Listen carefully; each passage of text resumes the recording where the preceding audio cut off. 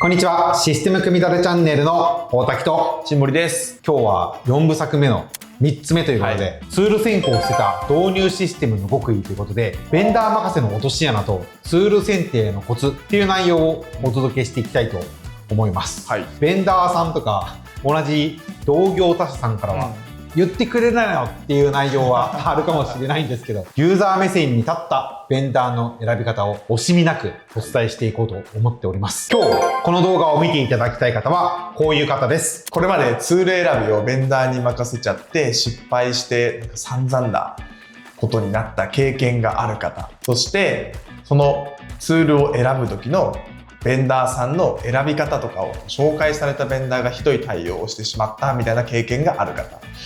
そしてもう今もう失敗しちゃってるんだけどまだ今からでもちょっとリカバリーしたいなって思っている方に聞いていただきたいなと思っております。これは見てもらいたい人幅広いですよね。広いですね。経営者の方もそうだし、情報システムの方もそうだし、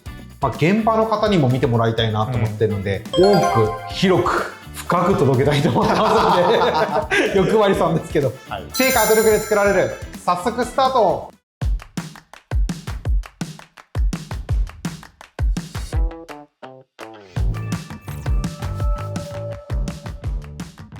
では早速、このホワイトペーパーからお届けしていきたいなっていうふうに思っております。早速なんですけど、こんな経験をしたことありませんかということで、思ったように活用できずに失敗してしまった、契約後のサポートが想像と違った、パートナー企業の対応にがっかりした。どうですか？これお客さんから言われてそうな内容を散りばめてみたんですけど、よくお客さんと接点のある新堀さん。よく言われますね。全部言われますね。そして我々もありますよね。我々が何かツールを導入するときもこの3つはあるかなと。特にもう真ん中、もうやばいですよね。営業が誓約書にサインした瞬間来なくなるみたいな。ちょっといや嫌だなと。そうですね。じゃあどうすれば自社にとって本当に使える IT ツールが選べるのかとか、どうやったら信頼できるシステム開発企業やパートナーを見極めるのかっていった内容を、フライクが考えるもう失敗しないためのツールやパートナー選定のポイントをご紹介していこうと思っております。なので嫌われちゃうかもしれないです。ただ嫌われる勇気読んだんで大丈夫です。はい。結論からお伝えをしていきたいと思います。失敗しない IT ツールの選び方ということで、5つ私たちフライクが実践している内容をお届けしていきたいと思います。まず1つ目、ツールの紹介とデモンストレーションを一緒に受けることです。標準機能とカスタマイズ機能の範囲を明確にして、業務に適合するかをしっかり確認していきましょう。2つ目、他社のツールを2、3種比較することですね。本当にこのツールが最適なのかとか判断するために複数のツールをしっかり比較検討しましょう。そしてこれ意外かもしれないんですけど、最初に本命ツールのデモンストレーションを受けましょうっていったところです。他のツールと比較しやすくなって検討基準が明確になりやすいっていう風な意味合いです。よく最後に受けましょうみたいなことがあるんですけど、最後に受けたものが印象が良くなりがちなので、あえて初めに受けましょうっていうのが私たちがフライクやっていることですね。そして3つ目です。カスタマイズされている機能があれば、どこからどこまでがカスタマイズしているかっていうのを聞きましょう。追加開発機能の必要性だったりとか、費用感、スケジュールを事前に把握するためでもあります。そして4つ目、実環境のデータで確認しましょうということです。秘密保持契約を結んだ上で、自社の本番データを使ってデモンストレーションをお願いします。その結果、業務の流れにとった動作検証ができるので、導入後のギャップを減らすことができるようになります。5つ目、他のシステムとの連携ができるかを確認しましょうということで、単体のシステムがすごく優秀でも、既存のシステムと全く連携ができませんであれば、非効率になる可能性があります。なので、データエクスポート可能であったりとか、API 連携対応と言われても、使用書を確認しないと実際に使い物にならないケースがあるので、そこはしっかり注意しましょうねっていう風な意味合いです。一方で、パートナー企業の選び方、もう結論からお伝えをしようと思っています。これ、自分たちのことでもあるので、ドキッとする内容、シンボルさんあるかもしれないです。パートナー企業は導入を成功を導く伴走者なんですよね。誰と組むかで導入成功率が決まるっていうふうに思っているので、失敗しないパートナーの選び方をお伝えしていこうと思っています。1つ目、プロジェクトに関わる全メンバーと確認をしましょうということで、契約前に実際に担当するメンバーと顔合わせしてますかっていった質問です。例えば、単純に企業の実績だけを見るのではなく、担当者の経験とか専門性とかを見極める必要があります。コミュニケーションの雰囲気だったりとか、課題への理解を自分たちこういう課題があるけど、あなただったらどう解決しますかっていうのをバイネームで聞いてみるっていうふうなこともあります。あとは、ウェブ会議のみで進める場合は、ネットワークの環境やカメラ、音声の質もチェックしましょうということで、例えば、フライクだったら私とお客さんが話すことがあるんですけど、じゃあ、現場の責任者のシンボリと話をしたときに、ネットワークの環境がめちゃくちゃ良くないとか、カメラの質が悪かったりとかっていうのもあり得る話なので、こういうことも確認しましょうっていうことです。2つ目、SNS やブログ、動画などの情報発信を確認することですね。企業の方針やノウハウ、業界での理解度をチェックするためにもこれをお勧めしております。実際に担当する可能性がある人物の SNS も調べて、考え方や発信内容も確認しましょうっていうことです。例えば、フライクだったら、大滝さんはこういう考え方してるけど、シンボリさんってこういう考え方なのかなとか、どういう話の仕方をするのかなとか、発信してるのかなっていうのも確認をするためにも、SNS やブログ、動画っていうのは確認をしましょう。そして3つ目ですね。導入実績を確認。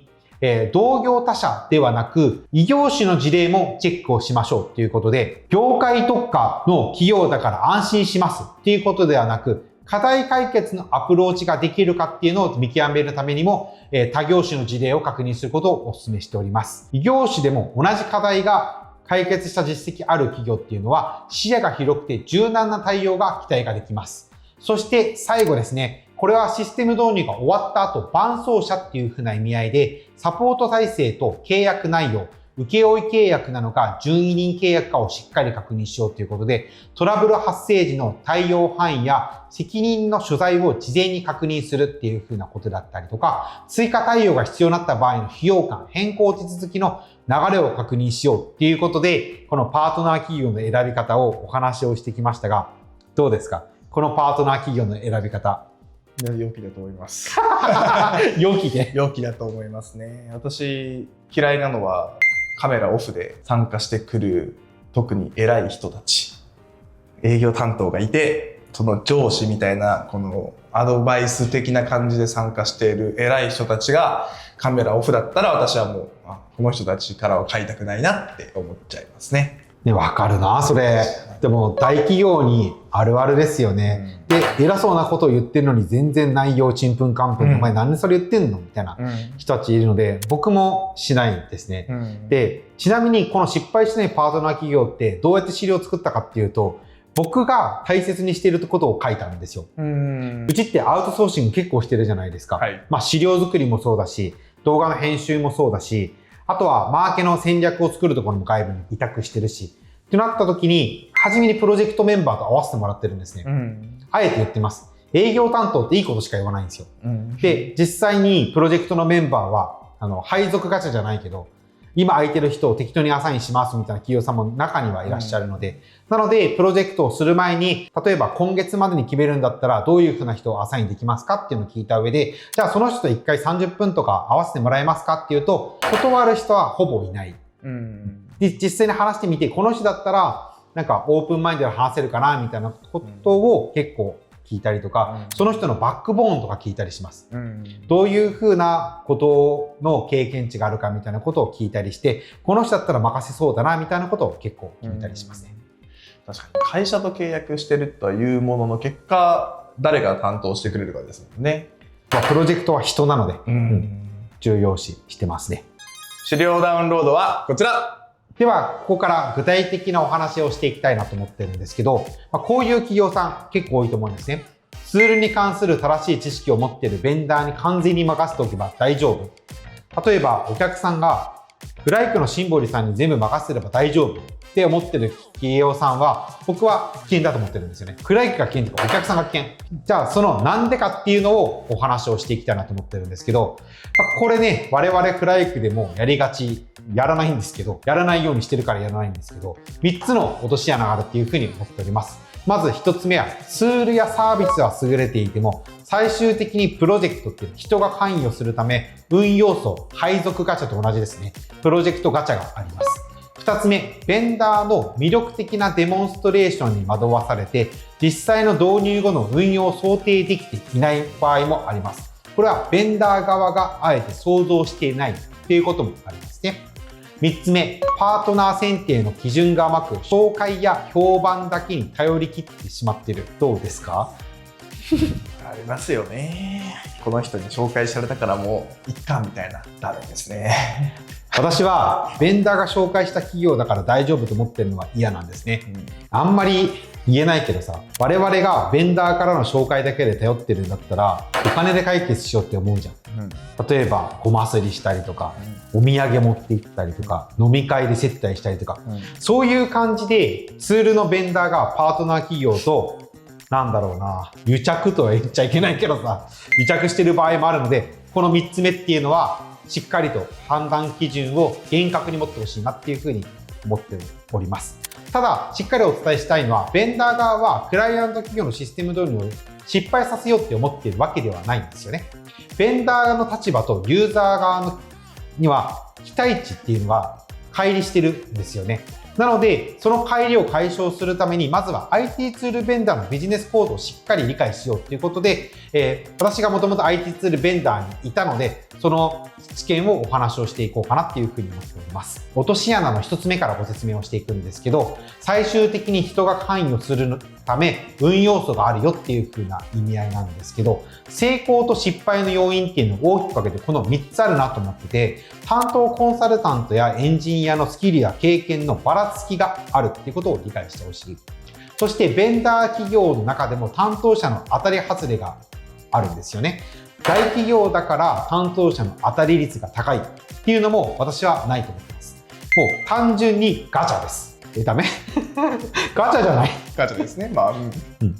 なので導入事例が素晴らしいからとか、大企業の実績があるから素晴らしいのではなくて、担当者が当たったからうまくいったっていうふうに私は思っています。で、プロジェクトの開始時と後半、プロジェクトがスタートしてですね、担当者が変わるっていうのをちゃんと意識しようねっていう意味合いで、ジョブローテーションっていうのがあるんですね。なので、1年に1回役割が変わったりとか、担当エリアが変わったりすることもあるので、自社の担当者に依存しすぎるのは良くないけど、変わることを前提に思っておいてねっていう意味合いです。なので、運に頼らずプロジェクトを成功させるには、しっかりとプロジェクトメンバーが変わることを認識した上で、事前にヒアリングかけましょうねっていう風な意味合いです。なので、ポイント1つ目は、契約前に誰が担当するのかを確認すること。2つ目は、パートナー企業の選定基準を明確にすること。例えば、紹介してもらった時には、なぜこのパートナーを選んだんですかっていうのをちゃんと、紹介者に聞くことであったりとか、パートナー企業の過去の実績をヒアリングだけではなく、自分自身で SNS やユーザーの声を聞きに行く努力をしてください。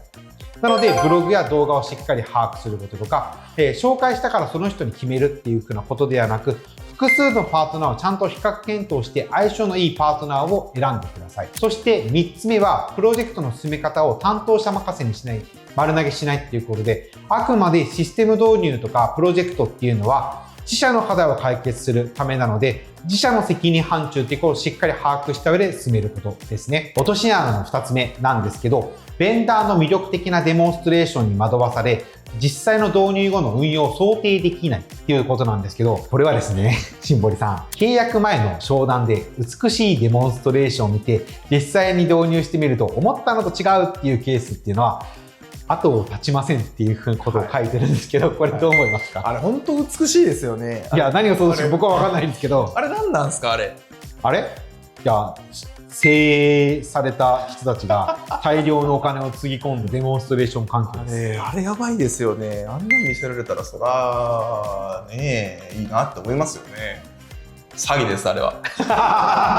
でもこれマンション買う時だって同じだと思ってて、注文住宅じゃないからある程度さ装飾品とかさ、超おしゃれなソファーとかテーブルとか置いてあるけど、実際蓋開けたらさただの広い部屋が用意されてるだけじゃん。それって思ってないのが悪いんですよ。なのでデモ環境をしてるベンダーが悪いわけじゃなくて、それは企業努力としてやるべきだけど、買う側がそれは装飾されてるっていうことを気づいてないのが僕は悪いと思ってるんですよ。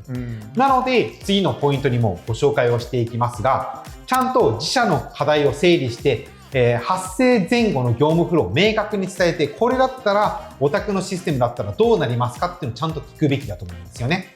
そして同業他社の事例だけではなく、異業種異業界の解決事例を聞いて、デモンストレーションではあえて用意されていないところの引き出しがいかに用意されているかっていうのを聞くっていうのも大切です。で、最後デモンストレーションを見極めるっていう観点で、どっからどこまでが作り込まれた機能なんですが、その初め用意されている環境はどこなんですかっていうのを聞くことなんですよね。なので標準機能でこれ用意されているのか、オリジナルで超ピカピカな機能が作られているのかっていうのを聞かないとダメなんですね。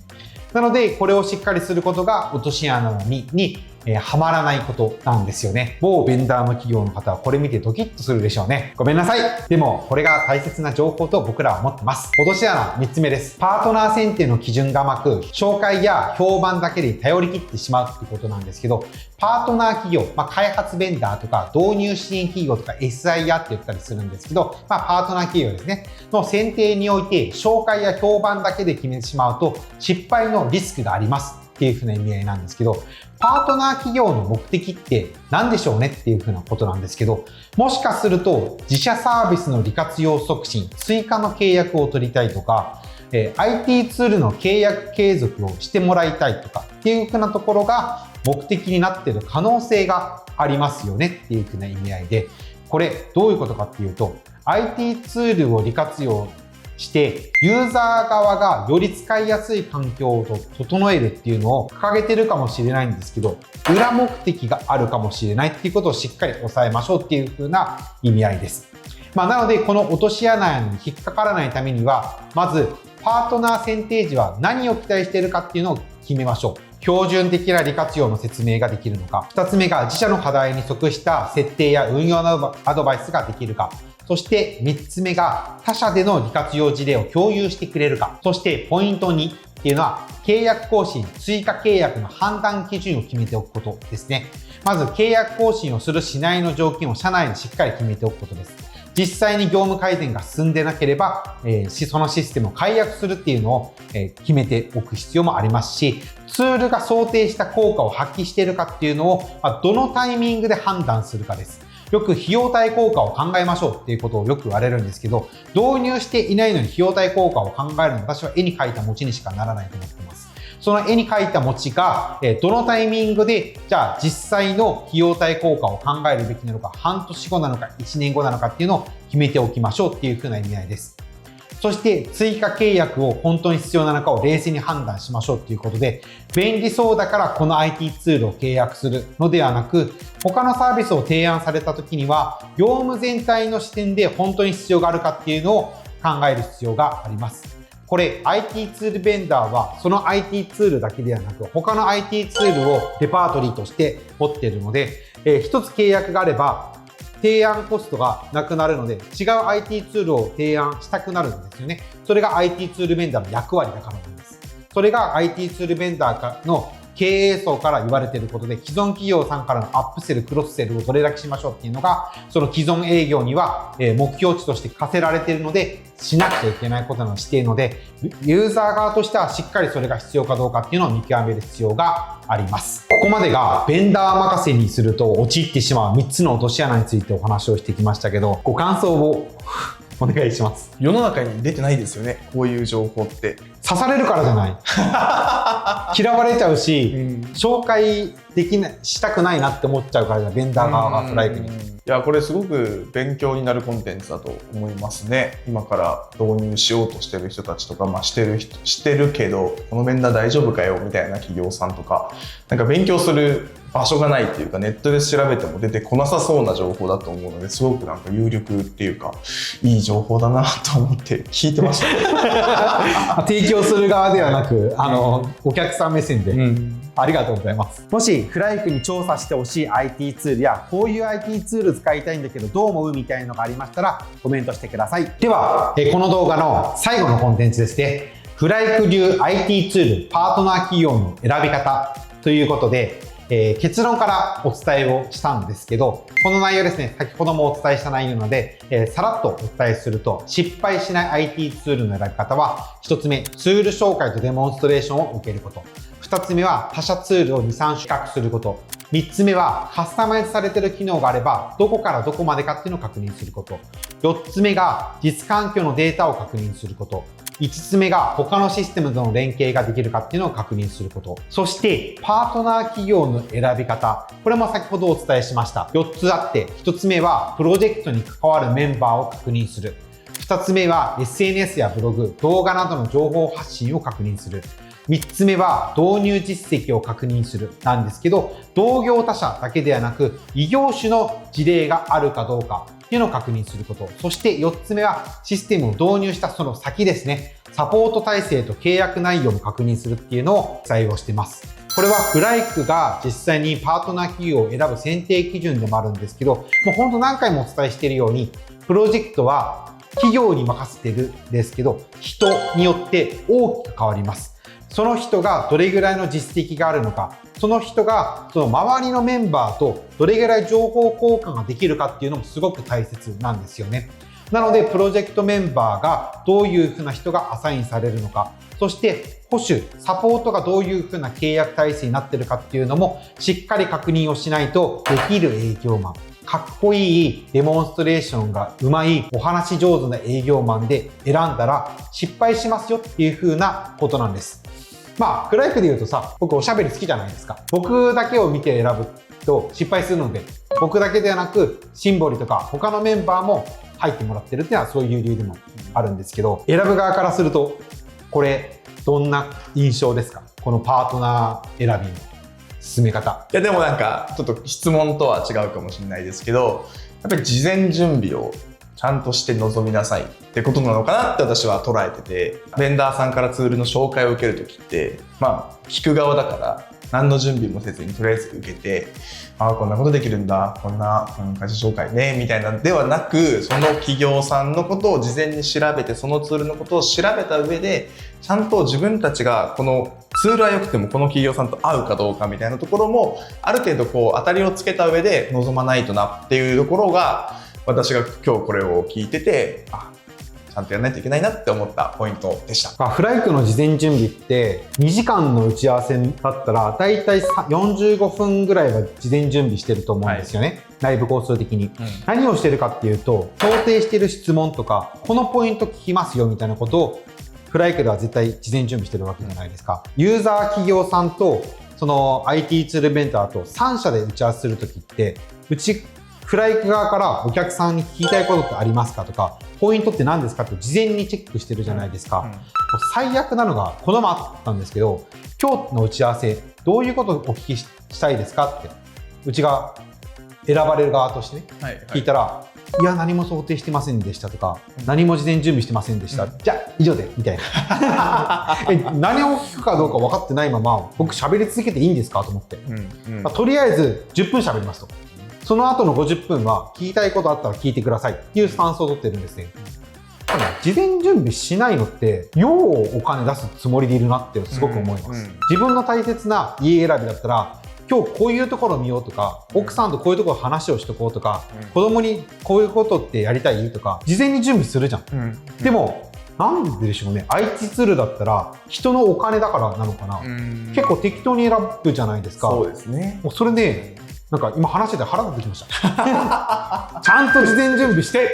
いやそうですよね家とかそうっすよね。メーカーのこと調べますもんね。なんとかペケペケホーム、口コミとか子供にも聞くじゃん、何が好きとか、どういう風な子供部屋がいいんだっけとか、なんか寝るときは今はみんなで寝てるけど将来自分の部屋欲しいのねみたいな話とか聞いたりとか、未来のことも考えるのに IT ツールなんかしないじゃん。そうですね。なんでやっていうのはね思ってるので、僕はそれをパートナー選びの時にはやっているので、ぜひこの動画を見てる方はパートナー企業の選び方とか IT ツールの選び方も今一度方法を考えてみていただけたらなと思って今日お話をしてきました。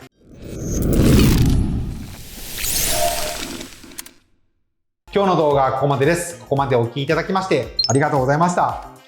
この動画は IT ツールを提供している企業さんや IT ツールをシステム開発するようなパートナーさんはあまり見ない方がいいと思います。ただ僕たちは本音でお話をしているので、こういう風なフライクのスタンスが好きだなと思った企業さんはぜひフライクにお問い合わせをしてください。で、今日のこの動画は4部構成の3部目に当たります。4部目がローンチされる前に資料を見てみたいなっていう方はこちらのホワイトペーパーからダウンロードしてください。で、最後に私からお願いがありまして、私たくさん喋ってるじゃないですか。やっぱね、いいねが欲しい。X でもね、みんなハートマークいいねをしてくれるんですけど、やっぱね、YouTube もいいねをしてほしい。